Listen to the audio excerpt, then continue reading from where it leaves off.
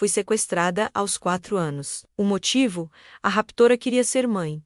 E eu me tornei a resposta cruel dessa necessidade. Cresci com segredos que não eram meus, com uma infância roubada. Hoje eu volto no tempo para contar quando eu, finalmente, descobri a verdade e como isso transformou minha vida. Esta é a minha história menos em primeira pessoa, sem edulcorantes. Olá, queridos! Antes de começar minha história, gostaria de pedir para vocês deixarem um like neste vídeo, se ele tocar o coração de vocês. Comentem de qual cidade estão assistindo menos. Amo saber que minha história chega em tantos lugares. E se inscrevam no canal para não perder os próximos relatos. Agora, respirem fundo comigo, porque o que vou contar mudou para sempre o rumo da minha vida. Meu nome é Helena. Tenho 62 anos hoje, e durante mais de 50 anos da minha existência, vivi uma mentira. Uma mentira tão bem construída, tão cuidadosamente tecida, que mesmo quando os fios começaram a se desfazer, eu me recusei a enxergar a verdade, que estava bem diante dos meus olhos. Tudo começou numa tarde de março de 1966. Eu tinha apenas 4 anos e brincava no quintal da casa dos meus avós maternos. Na periferia de São Paulo, lembro-me perfeitamente daquele dia, porque foi o último em que vi minha mãe verdadeira, Maria das Graças. Embora na época eu não soubesse que seria a última vez. A memória de uma criança de 4 anos é fragmentada, mas algumas imagens ficam gravadas para sempre, como fotografias amareladas que guardamos no fundo de uma gaveta. O sol estava forte naquele dia, e o cheiro de terra molhada ainda pairava no ar, por causa da chuva da madrugada. Minha avó Conceição estava estendendo roupas no varal, e eu ouvia o barulho ritmado das pregadeiras batendo contra o fio, enquanto ela pendurava lençóis brancos que dançavam com a brisa. Era um som tranquilizador, que me dava uma sensação de segurança e normalidade. Minha mãe tinha saído cedo naquele dia para trabalhar na casa de uma família rica nos Jardins. Ela era doméstica, igual a tantas outras mulheres da nossa região, e sempre dizia que um dia as coisas iam melhorar para nós. Eu não entendia muito bem o que isso significava, mas gostava do jeito como seus olhos brilhavam quando ela falava do futuro. Maria das Graças tinha apenas 22 anos, era solteira e me criava sozinha com a ajuda dos meus avós. Eu estava brincando com uma boneca de pano que minha avó tinha feito para mim. Uma boneca simples, com cabelo de lã amarela e vestido de chita, menos quando ouvi uma voz de mulher me chamando do portão. Era uma voz suave e melodiosa, que parecia carregar um sorriso nas palavras. Helena, querida, sua mãe mandou eu vir buscar você. Levantei os olhos e vi uma mulher alta, elegante, usando um vestido azul claro e sapatos de salto baixo. Ela tinha cabelos castanhos presos num coque baixo e um sorriso gentil no rosto. Mais tarde eu descobriria que seu nome era Cristina Mendes Silva e que ela tinha 35 anos. Naquele momento, para meus olhos de criança, ela parecia uma princesa. Minha avó Conceição se aproximou do portão, secando as mãos no avental. Eu podia sentir sua hesitação no ar, como se alguma coisa não estivesse certa, mas não conseguia identificar exatamente o que. A Maria não me disse nada sobre mandar alguém buscar a menina, disse minha avó, com aquele tom cauteloso que as pessoas usam quando não querem ofender, mas também não querem ceder. A mulher no portão continuou sorrindo, mas eu percebi que seus olhos não sorriam junto. Havia algo frio naquele olhar. Algo que me fazia querer me esconder atrás da saia da minha avó. Aconteceu uma emergência no trabalho dela, explicou a mulher, mexendo nervosamente numa bolsa de couro marrom que carregava. A patroa dela ficou muito doente de repente e a Maria vai ter que ficar lá cuidando. Ela me pediu para vir buscar a Helena porque não quer deixar a menina sozinha aqui.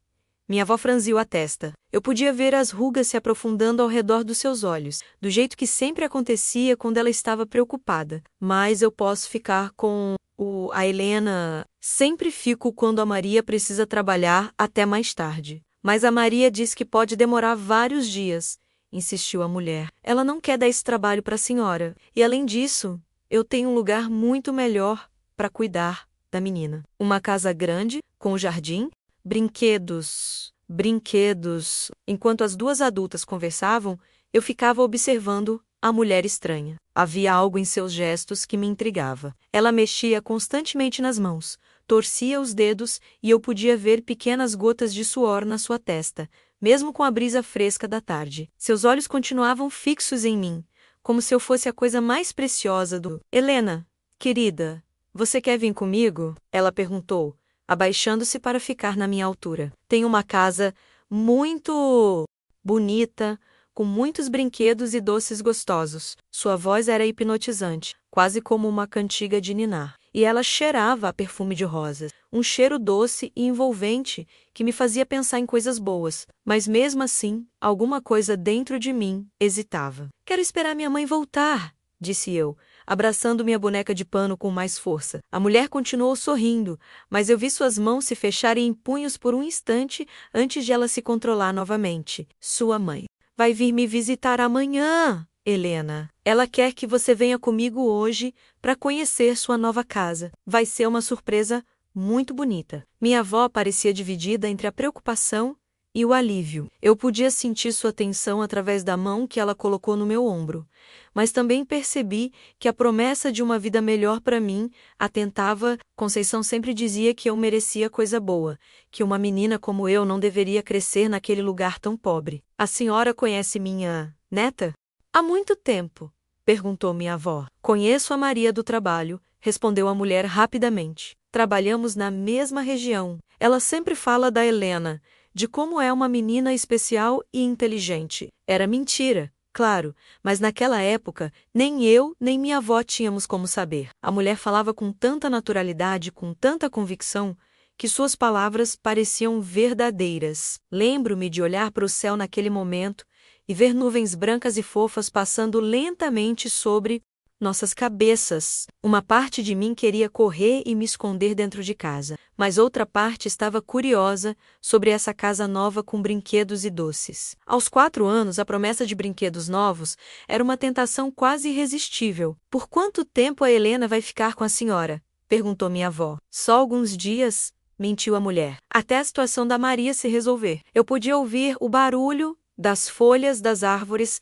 balançando com o vento e o som distante de crianças brincando na rua. Tudo parecia tão normal, tão comum, que era impossível imaginar que minha vida estava prestes a tomar um rumo completamente diferente. Minha avó suspirou profundamente. Ainda posso sentir o cheiro do sabão que ela usava para lavar roupa, misturado com o aroma de café que sempre impregnava suas roupas. Está bem, disse ela finalmente, mas quero que a senhora me dê seu endereço para eu poder visitar a menina. A mulher hesitou por uma fração de segundo, mas logo sorriu novamente.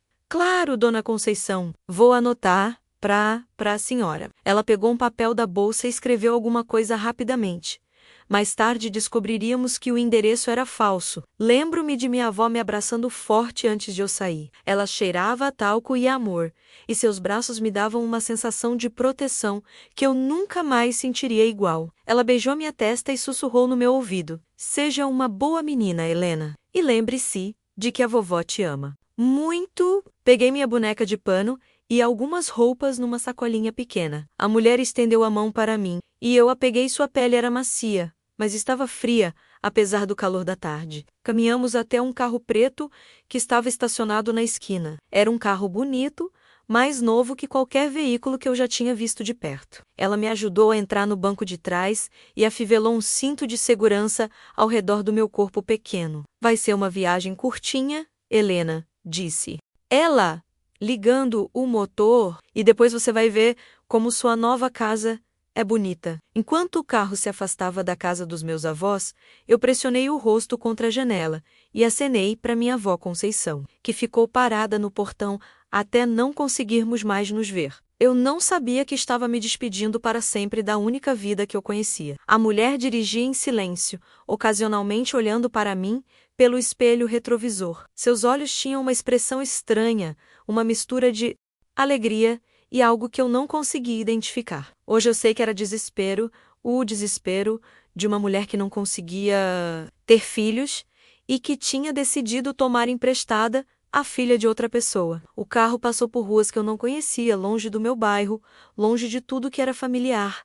Para mim, as casas foram ficando maiores, as ruas mais limpas, e eu comecei a sentir um frio na barriga que não tinha nada a ver com fome. Para onde? estamos indo? Perguntei, abraçando minha boneca com mais força. Pra casa, minha querida, respondeu ela, e havia algo na sua voz que me fez perceber que ela realmente acreditava nisso. Para nossa casa. A viagem durou quase 1 hora, e quando finalmente paramos, eu estava em um mundo completamente diferente. A casa de Cristina menos.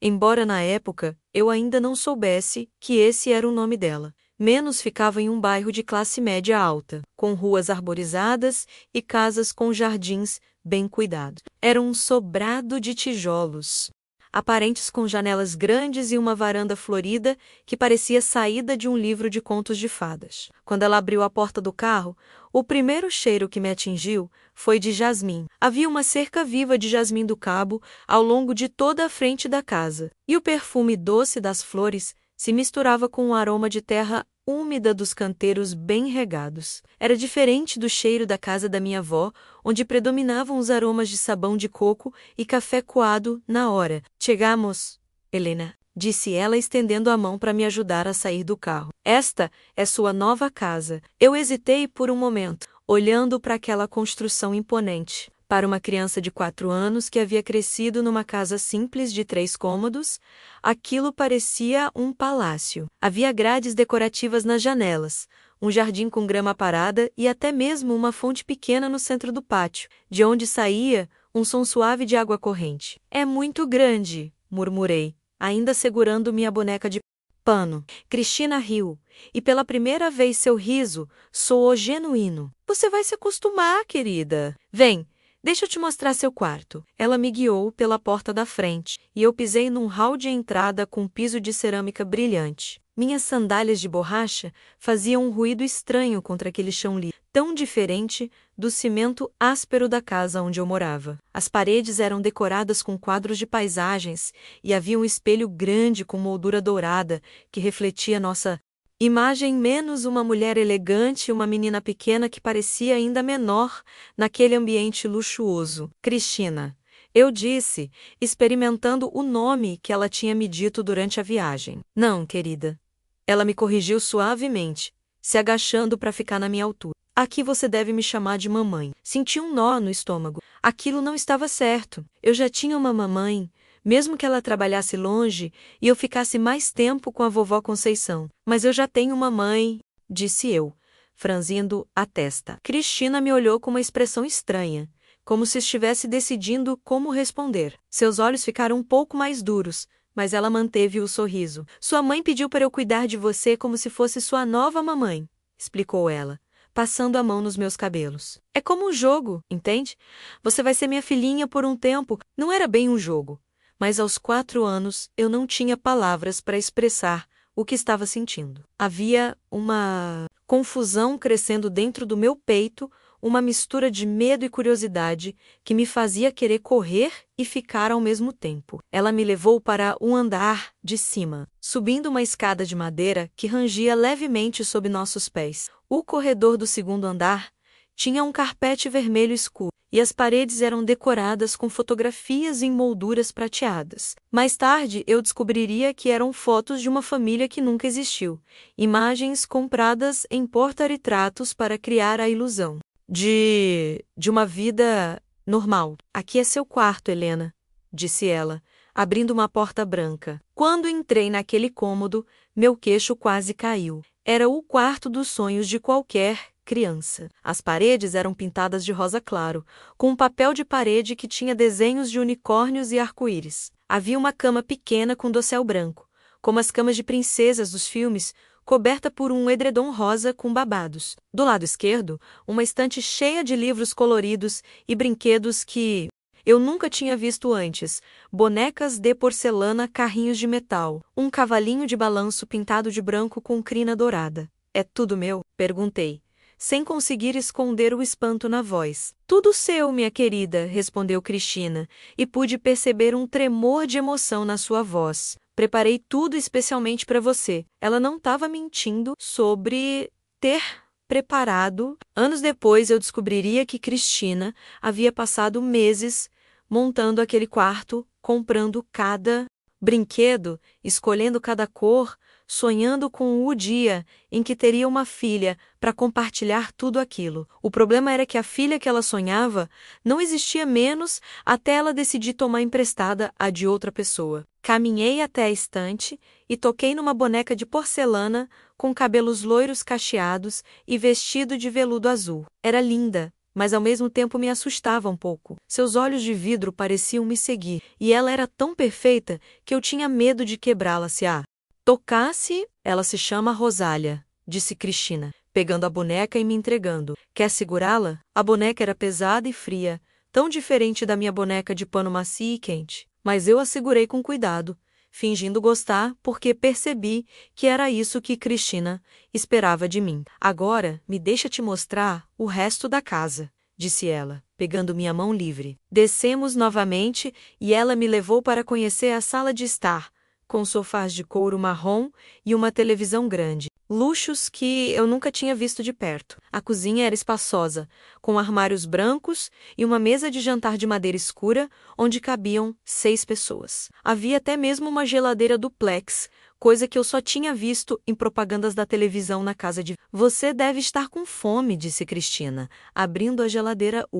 Que você gostaria de comer? Meu estômago roncou, lembrando-me de que não comia nada desde o café da manhã na casa da vovó Conceição. Mas quando olhei dentro daquela geladeira, fiquei completamente perdida. Havia tantas opções, iogurtes coloridos, frutas que eu nunca tinha experimentado, sucos em caixinhas, queijos diferentes, não sei, admiti, me sentindo pequena e confusa. Que tal um sanduíche de presunto com queijo e um copo de leite com chocolate? Sugeriu ela. Assenti com a cabeça.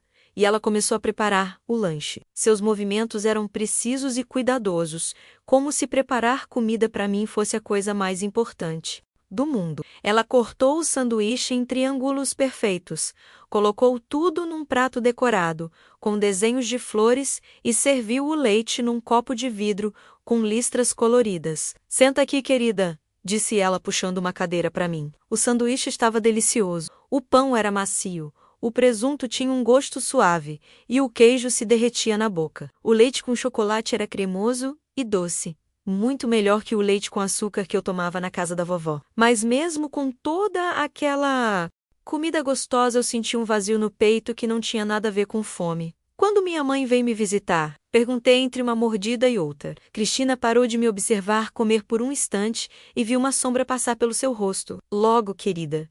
Ela está muito ocupada no trabalho agora, mas logo ela vem. E a vovó Conceição?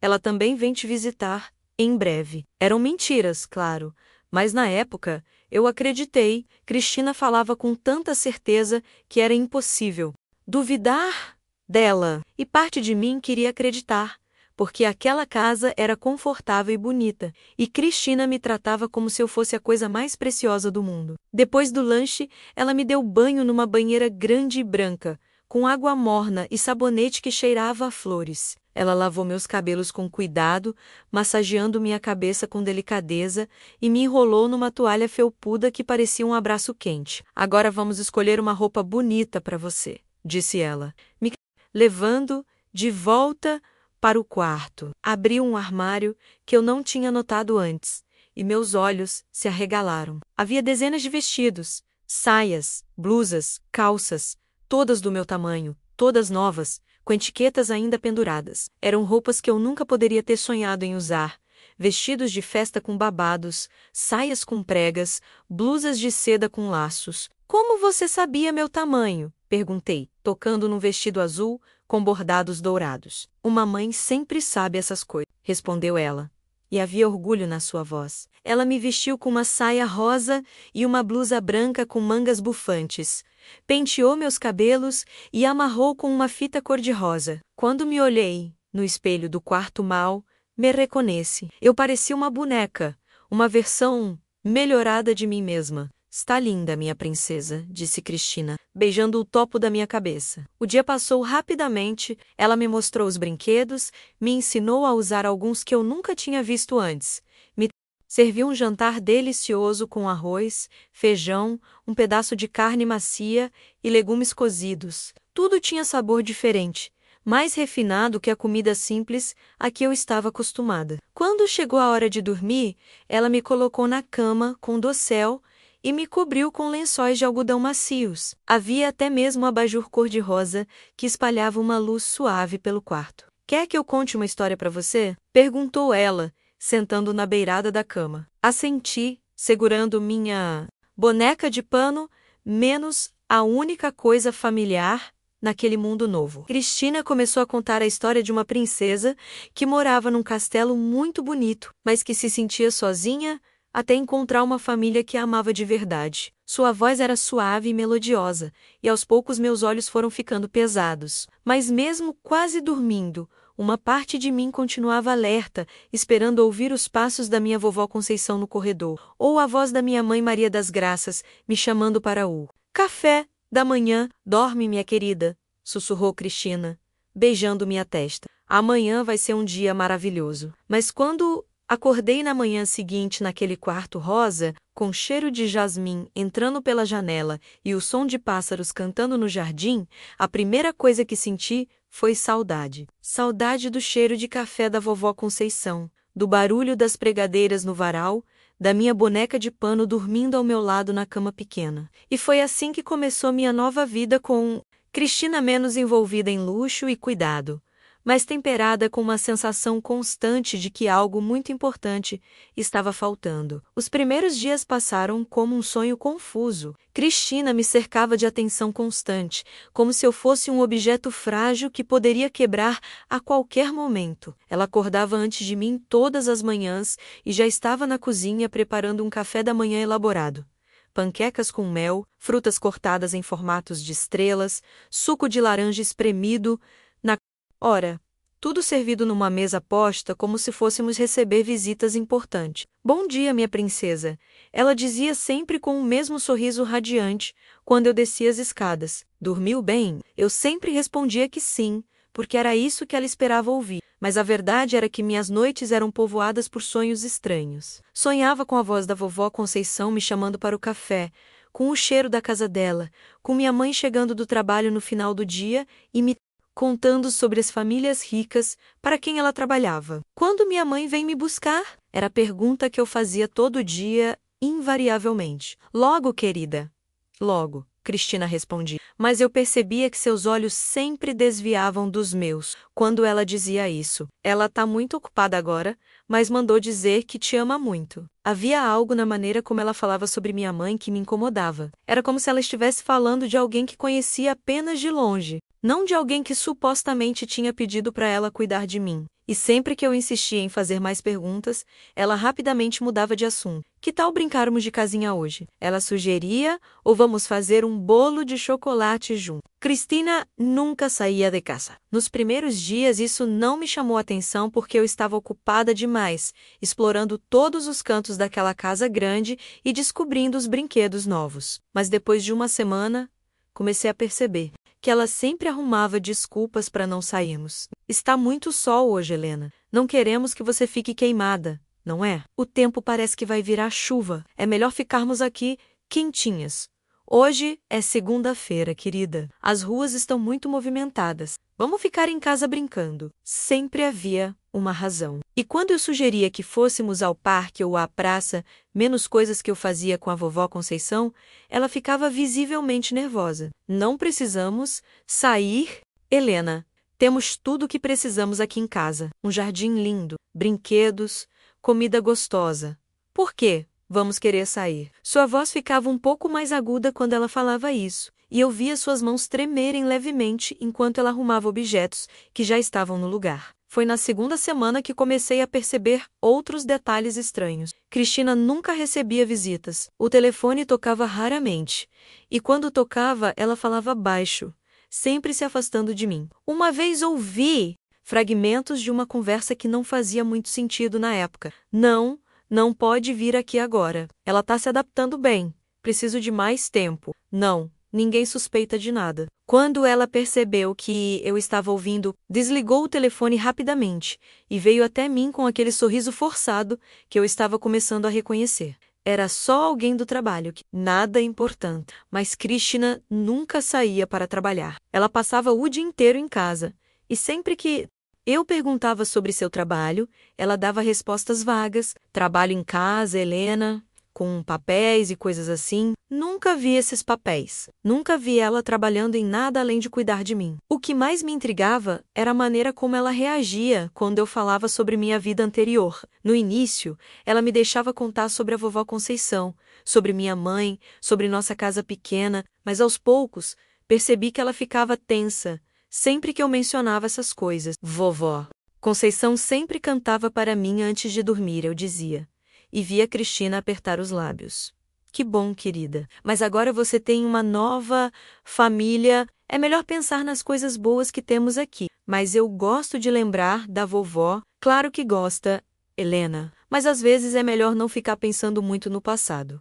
O importante é o presente. Não acha? Havia algo na maneira como ela dizia presente que me fazia pensar que ela não estava falando sobre o tempo atual, mas sobre um presente de aniversário, menos como se eu fosse um presente que ela tivesse ganhado. Uma manhã, enquanto ela preparava o café, tive coragem de fazer uma pergunta que estava me incomodando há dias. Cristina, por que você não tem filhos? Ela deixou cair a colher que estava usando para mexer o mingau. O barulho do metal batendo no chão ecoou pela cozinha silenciosa, e quando ela se abaixou para pegá-la, vi que suas mãos tremiam. O que foi que você disse? Perguntou ela, e sua voz soava diferente, menos mais fria, mais distante. Por que você não tem filhos? Se você gosta tanto de crianças, por que não tem? Cristina ficou parada por um longo tempo, de costas para mim, lavando a colher na pia com movimentos mecânicos. Quando finalmente se virou, seus olhos estavam vermelhos. Deus não me deu essa bênção, Helena. Até agora.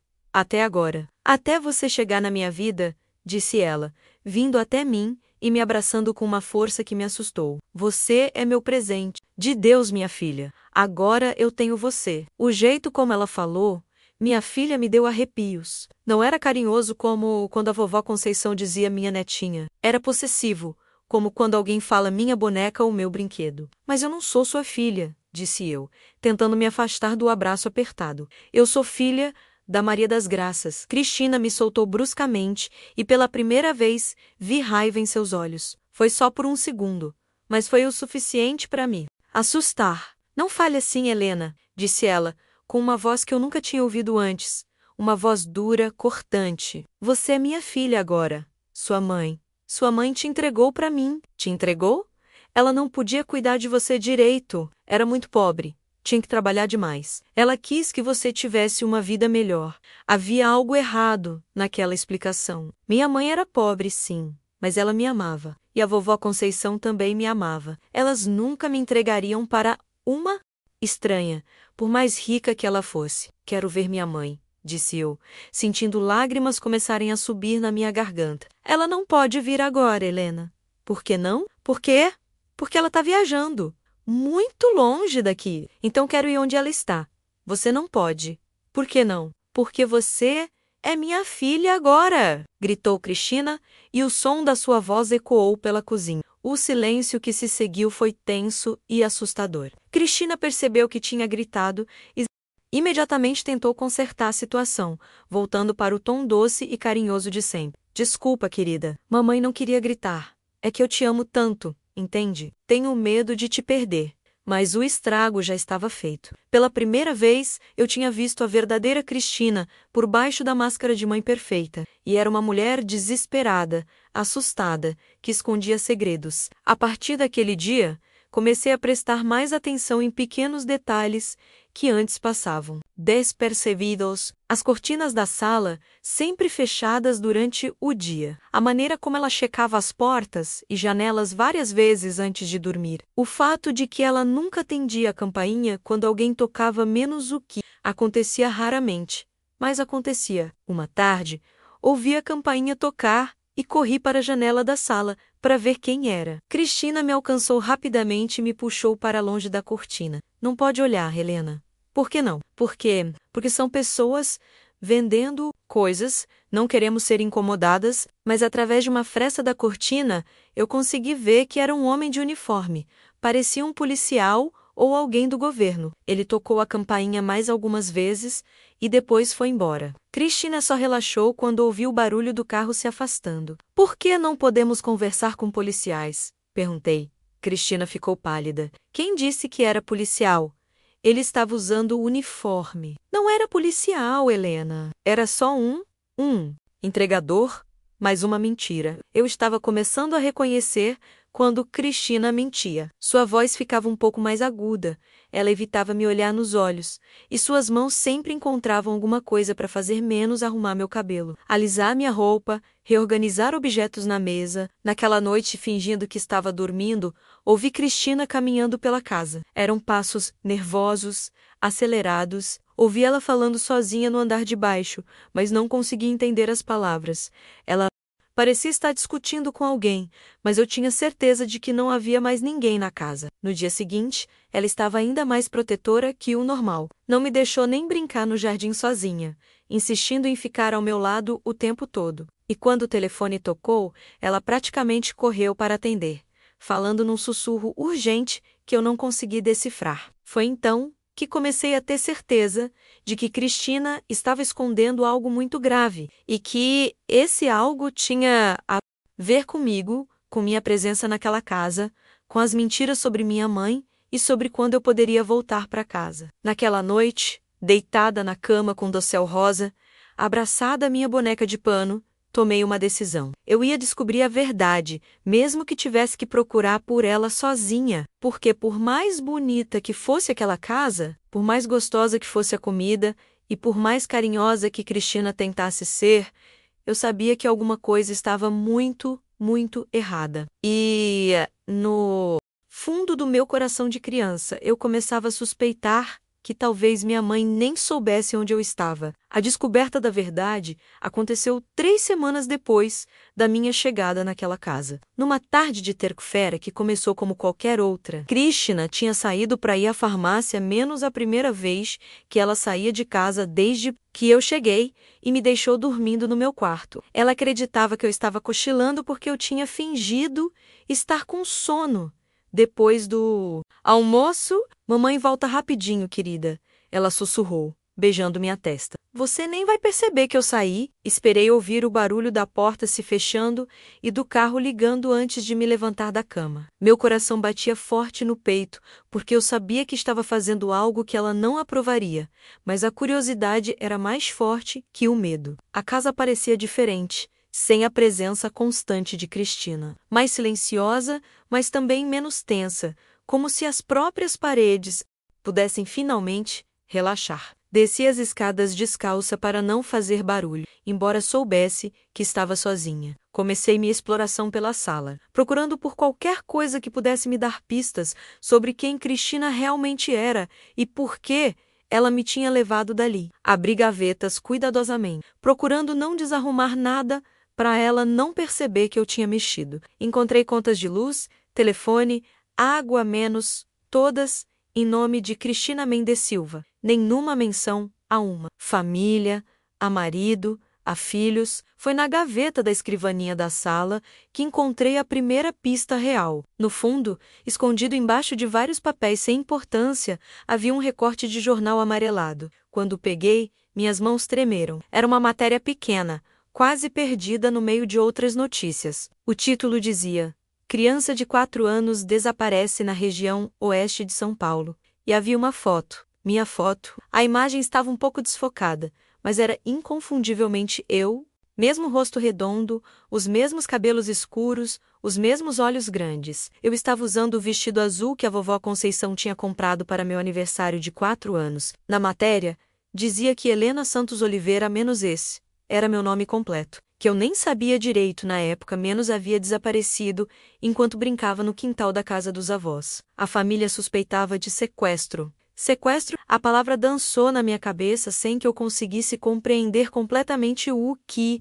significava, mas eu sabia que era algo ruim, algo que não devia acontecer com crianças. Continuei lendo, com dificuldade porque algumas palavras eram difíceis para uma criança de 4 anos, mas conseguindo entender o essencial. Minha mãe, Maria das Graças Santos, estava desesperada. Minha avó, Conceição Oliveira, não parava de chorar. A polícia estava investigando. Havia uma recompensa para quem desse informações sobre meu paradeiro. Eles estavam procurando por mim. Minha mãe não tinha me abandonado. Ela não tinha me entregado para Cristina porque era muito pobre ou porque não podia cuidar de mim. Cristina tinha mentido sobre tudo. Senti as pernas ficarem fracas e me sentei no chão da sala, ainda segurando o recorte de jornal. As lágrimas começaram a escorrer pelo meu rosto quando a realidade finalmente se cristalizou na minha mente infantil. Eu tinha sido roubada. Cristina tinha me roubado da minha família, mas a descoberta mais chocante ainda estava por vir. Determinada a encontrar mais evidências. Subi correndo para o quarto de Cristina, menos um lugar onde ela nunca me deixava entrar. Este é o quarto da mamãe. Querida, crianças não brincam aqui.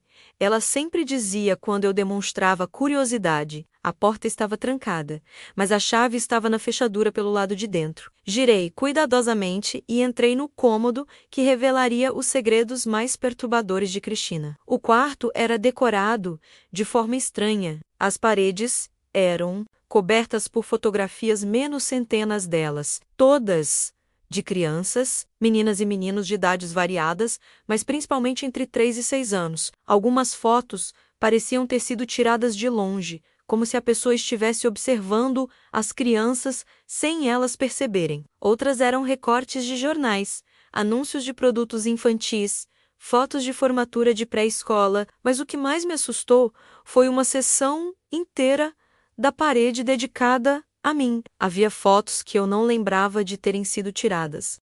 Algumas de mim brincando no jardim da casa da vovó Conceição. Outras de mim caminhando com minha mãe pela rua. Cristina tinha me observado, me estudado, planejado me levar por muito tempo antes de realmente fazer isso. No meio dessas fotos havia um cartaz feito à mão, com letra cuidadosa, que dizia: minha filha Helena Meno chegou em casa em 15 de março de 1966. Era como um certificado de nascimento falso, marcando não o dia em que eu nasci, mas o dia em que ela me sequestrou. Abri a gaveta da mesa de cabeceira dela e encontrei um diário. Com as mãos tremendo, comecei a folhear as páginas. O que li me gelou a alma. 10 de janeiro de 1966. Vi a menina perfeita. Hoje, Helena. Ela estava brincando no quintal enquanto a avó estendia a roupa.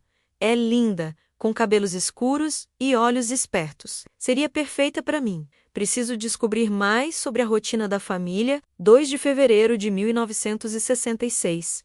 A mãe da Helena trabalha como doméstica e sai cedo todos os dias. A menina fica com a avó.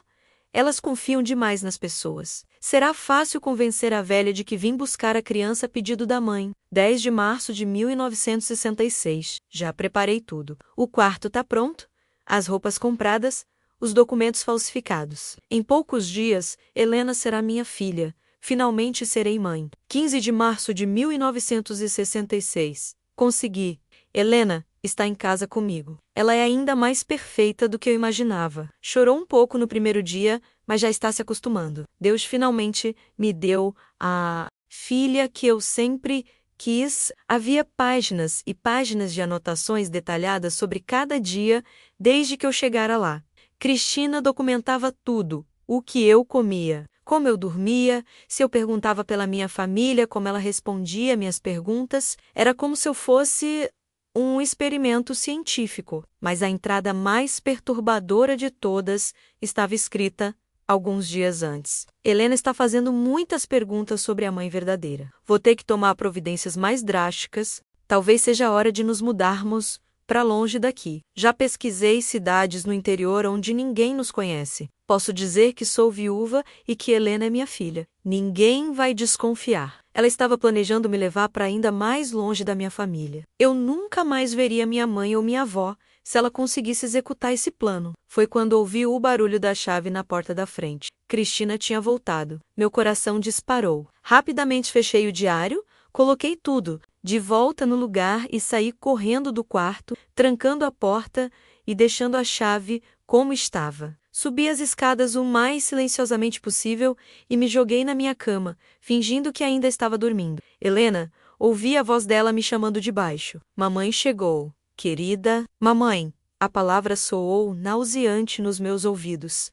Cristina não era minha mamãe. Ela era uma mulher que tinha me roubado da minha família, que tinha mentido para mim durante semanas, que estava planejando me levar para ainda mais longe de casa. Quando ela subiu para verificar se eu estava bem, tive que usar toda a minha força de vontade para continuar fingindo que dormia. Senti ela se sentar na beirada da cama, passar a mão nos meus cabelos, beijar minha testa. Minha filha linda, sussurrou ela. Mamãe te ama tanto. Cada palavra era como uma facada no meu peito. Como ela podia dizer que me amava depois de tudo o que tinha feito? Como ela podia acreditar que eu era realmente filha dela? Depois que ela saiu do quarto, fiquei deitada na cama tentando processar tudo o que tinha descoberto. Eu sabia a verdade agora, mas não sabia o que fazer com essa informação. Era uma criança de 4 anos presa numa casa com uma mulher que tinha perdido a noção da realidade. Durante o jantar, observei Cristina com outros olhos. Ela falava comigo com o mesmo carinho de sempre,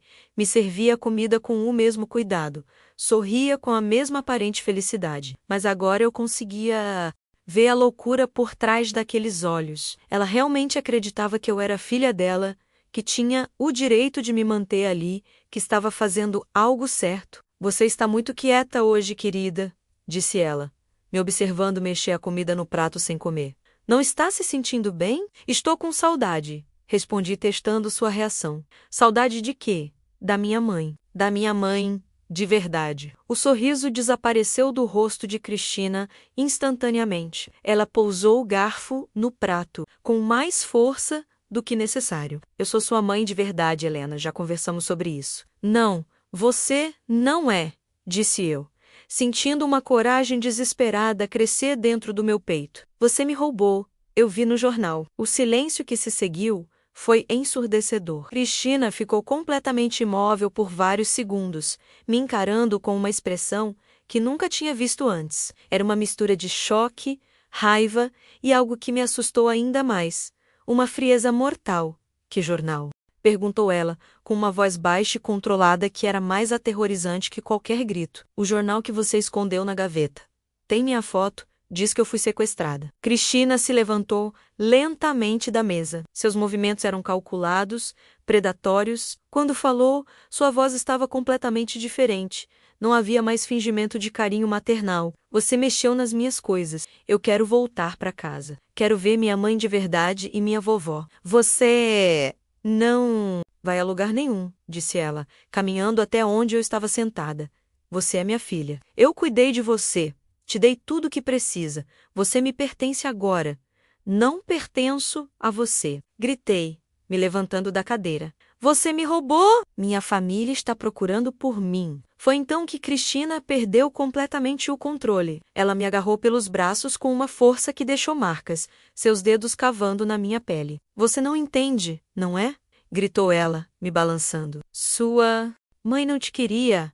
Ela era muito pobre, muito ocupada. Eu te salvei dessa vida miserável. Eu te trouxe para um lugar melhor. Mentira! Gritei de volta, lutando para me soltar. Minha mãe me ama. Ela está procurando por mim. Ela não está procurando mais. Cristina gritou, e havia lágrimas escorrendo pelo seu rosto. Já faz semanas. Se ela te amasse mesmo, já teria me encontrado. Porque você me escondeu. Porque você me roubou. Eu te salvei! Ela berrou, e sua voz ecoou pela casa inteira. Foi naquele momento, olhando para o rosto contorcido de Cristina, que eu compreendi completamente o perigo em que estava. Ela não era apenas uma mulher que queria ter uma filha. Ela era alguém que tinha perdido completamente o controle da realidade. Alguém que seria capaz de qualquer coisa para manter sua fantasia viva. E eu, uma criança de 4 anos, estava completamente à mercê dela. O que aconteceu depois daquele confronto foi o período mais aterrorizante da minha vida. Cristina me trancou no meu quarto, removendo a maçaneta interna da porta. Eu estava presa como um passarinho numa gaiola, podendo apenas observar o mundo através da janela que ela trancou com cadeado. Você ficou malcriada, Helena, disse ela através da porta, com uma voz que tentava soar maternal, mas carregava uma frieza que me arrepiava. Mamãe precisa te ensinar que meninas boas não mexem nas coisas dos adultos. e não gritam com quem cuida delas. Durante 2 dias, ela me trouxe apenas água e pão. A comida chegava numa bandeja que ela passava por uma abertura pequena que fez na parte de baixo da porta. Não conversava comigo, não respondia quando eu chorava pedindo para sair, não reagia quando eu implorava para ver minha mãe. Na noite do segundo dia, ouvi ruídos estranhos vindo de outros cômodos da casa. Barulhos de móveis sendo arrastados, caixas sendo empacotadas, gavetas sendo esvaziadas. Cristina estava executando seu plano de mudança. Ela ia me levar para longe, para um lugar onde ninguém jamais nos encontraria. Foi então que a desespero me deu uma clareza que eu não sabia que possuía. Eu precisava escapar, e aquela era provavelmente minha última chance. Lembrei-me de algo que minha vovó Conceição sempre dizia: Deus ajuda quem se ajuda. Helena, comecei a examinar cada centímetro daquele quarto, procurando por uma possibilidade de fuga. A janela dava para o jardim dos fundos, mas estava no segundo andar. Mesmo se conseguisse quebrar o vidro e o cadeado, seria perigoso demais pular. Mas então notei algo que não tinha percebido antes. Havia uma treliça de ferro decorativa na parede externa, bem embaixo da janela. Era usada para plantas trepadeiras crescerem, mas talvez fosse forte o suficiente para sustentar o peso de uma criança pequena. Usei um dos sapatos para quebrar o vidro da janela, fazendo o menos barulho possível. O som do vidro se estilhaçando pareceu alto demais aos meus ouvidos, mas aparentemente Cristina não ouviu por causa do barulho que ela mesma estava fazendo lá embaixo. O cadeado foi mais difícil. Tentei forçá-lo com um cabo de escova de cabelo, depois com o pé de uma boneca de porcelana que quebrei propositalmente. Nada funcionou. Foi quando me lembrei do grampo que Cristina usava para prender meu cabelo em penteados elaborados. Havia vários na penteadeira do quarto. Nunca na vida eu tinha tentado abrir um cadeado, mas o desespero me deu habilidades que eu não sabia que tinha. Depois de vários minutos tentando, ouvindo sempre atenta aos ruídos da casa, finalmente senti o cadeado ceder. A treliça de ferro estava mais forte do que eu esperava, mas descê-la foi uma das coisas mais assustadoras que já fiz na vida. Meus braços de criança de 4 anos não tinham muita força, e por várias vezes pensei que ia cair, mas o medo de ficar presa com Cristina para sempre era maior que o medo de me machucar. Quando finalmente pisei no jardim, minhas pernas estavam tremendo, tanto que mal conseguia andar. Era uma noite sem lua, e o jardim estava mergulhado numa escuridão que tornava familiar território sinistro. Mas eu conhecia o caminho até o portão da frente. O portão estava trancado, mas havia uma cerca baixa que separava a casa de Cristina da casa vizinha. Consegui escolhê-la e caí do outro lado, ralando os joelhos no processo. A dor foi intensa, mas eu não podia parar. Corri pela rua escura, sem saber exatamente para onde ir, apenas sabendo que precisava me afastar daquela casa o mais rápido possível. Meus pés descalços doíam contra o asfalto, e eu podia sentir pequenas pedras e galhos se cravando na minha pele, mas continuei correndo. Foi quando vi uma luz acesa numa casa, algumas quadras adiante. Havia um homem, na varanda, fumando um cigarro. Na minha cabeça de criança assustada, qualquer adulto parecia melhor que Cristina naquele momento. Por favor, gritei, correndo em direção a ele. Me ajuda! O homem, menos que depois eu soube que se chamava Joaquim e era pai de 3 filhos, ficou chocado ao ver uma criança pequena correndo sozinha na rua, no meio da madrugada. Eu estava suja, machucada, com o cabelo desarrumado e usando apenas uma camisola. Minha nossa, o que aconteceu, menina? Perguntou ele, se abaixando para ficar na minha altura. Uma mulher me prendeu numa casa, disse eu entre soluços. Ela me roubou da minha vovó. Ela não é minha mãe, mas diz que é. Quero voltar para casa. Joaquim me levou para dentro da casa e chamou sua esposa, Roseli. Ela me deu água, limpou meus machucados e me envolveu num cobertor quente, enquanto Joaquim ligava para a polícia. Você lembra o nome da sua mãe verdadeira? Perguntou Roseli, me segurando no colo de uma maneira que me fez lembrar da vovó Conceição. Maria das Graças Santos, respondi imediatamente. E minha vovó é Conceição Oliveira. Quando a polícia chegou, eu repeti minha história várias vezes. Alguns policiais foram até a casa de Cristina, mas ela já tinha fugido. A casa estava vazia, com sinais claros de uma mudança apressada. Ela deve ter percebido minha fuga e entrado em pânico. O que se seguiu foi um dos momentos mais emocionantes da minha vida. Os policiais conseguiram localizar minha família através dos nomes que eu dei. Poucas horas depois, ouvi uma voz que não escutava há quase um mês. Helena, minha filha! Era minha mãe, Maria das Graças. Ela entrou correndo na delegacia onde eu estava esperando, com os olhos vermelhos de tanto chorar e uma expressão de alívio e desespero que nunca vou esquecer. Atrás dela vinha minha vovó Conceição, com os braços abertos e o rosto banhado em lágrimas. Minha netinha! Graças a Deus você está viva! Gritou vovó, me apertando num abraço que parecia querer compensar todas as semanas de separação. Minha mãe não conseguia parar de chorar e de repetir: perdoa a mamãe, mesmo eu dizendo que ela não tinha feito nada errado. Mais tarde, eu soube que ela se culpava por ter deixado eu com a vovó naquele dia, por ter saído para trabalhar, por não ter chegado em casa a tempo de me proteger. Ninguém tem culpa, mamãe. Eu disse, usando a palavra mamãe pela primeira vez em semanas e sentindo como ela soava certa nos meus lábios. A mulher má mentiu para vovó. O processo de recuperação não foi fácil. Por meses eu tive pesadelos, acordando no meio da noite, gritando que Cristina tinha voltado para me buscar. Qualquer mulher desconhecida que se aproximava de mim me deixava apavorada. Desenvolvi uma necessidade obsessiva de sempre saber onde minha mãe estava, entrando em pânico quando ela saía para trabalhar. Cristina nunca foi encontrada. A polícia descobriu que ela tinha vários documentos falsos e que já tinha morado em diversas cidades usando identidades diferentes. Também descobriram que eu não era a primeira criança que ela tinha tentado adotar. Dessa maneira, menos havia registros de pelo menos 2 outras tentativas de sequestro em estados diferentes, mas as outras crianças tinham conseguido escapar ou sido resgatadas mais rapidamente. Os anos passaram, e aos poucos consegui reconstruir minha vida.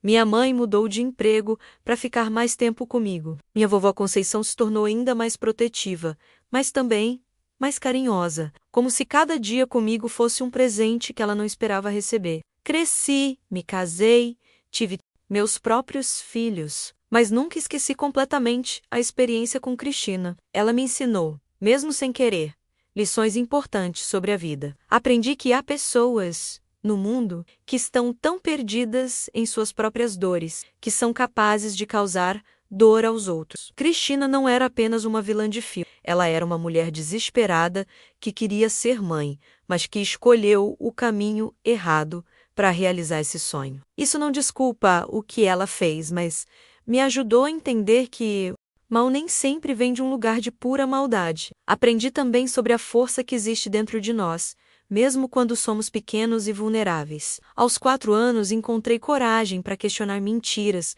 para procurar a verdade e para lutar pela minha liberdade. Essa força me acompanhou por toda a vida, mas principalmente aprendi sobre o valor da família verdadeira. O amor da minha mãe e da minha vovó não precisava de mentiras, manipulação ou prisões para existir. Era um amor que me dava liberdade para crescer, questionar e até mesmo cometer erros. Hoje, aos 62 anos, quando olho para trás, não sinto apenas tristeza ou raiva pela experiência que vivi. Sinto gratidão por ter sobrevivido, por ter encontrado forças que não sabia que tinha, e por ter aprendido a valorizar ainda mais as pessoas que realmente me amam. Para vocês que estão me ouvindo, quero deixar uma mensagem. Prestem atenção nas crianças ao redor de vocês. Se alguma coisa parecer estranha, se uma criança parecer assustada ou contar uma história que não faz sentido, não ignorem. Às vezes somos a única esperança que alguém tem. E para as crianças que podem estar passando por algo parecido, vocês são mais fortes do que imaginam. A verdade sempre encontra um jeito de aparecer, e sempre há alguém disposto a ajudar.